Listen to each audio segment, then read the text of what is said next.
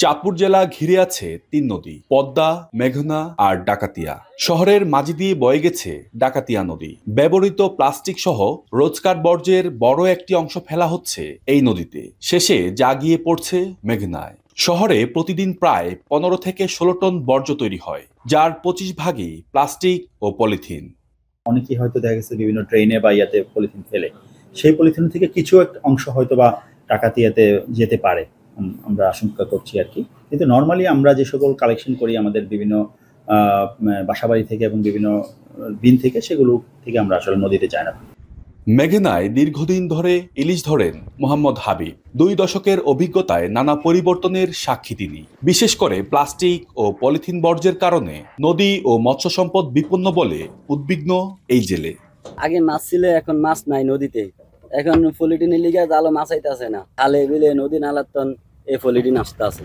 চলতি বছর মেঘনা নদী প্রবাহিত হয়েছে এমন 4টি জেলার ইলিশ নিয়ে গবেষণা করেন ঢাকা বিশ্ববিদ্যালয়ের প্রাণিবিদ্যা বিভাগ এবং শাহজালাল বিজ্ঞান ও প্রযুক্তি বিশ্ববিদ্যালয়ের সমুদ্র বিজ্ঞান বিভাগের একদল গবেষক। গবেষকরা ইলিশের পেটে মাইক্রোপ্লাস্টিকের কণা পেয়েছেন।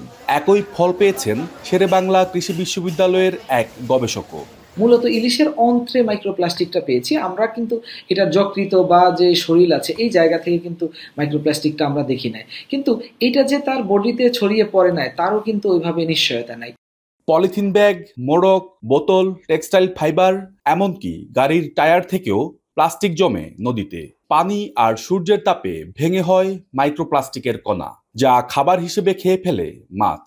প্লাস্টিক পলিউশন বা যে কোনো হেভি মেটাল দূষণ ইত্যাদি যদি ক্রমশ বাড়তে থাকে, তাহলে এটা ইলিশের জীবনচক্র, প্রজনন, এমনকি সামগ্রিক উৎপাদনের উপরে নেতিবাচক প্রভাব পড়তে পারে।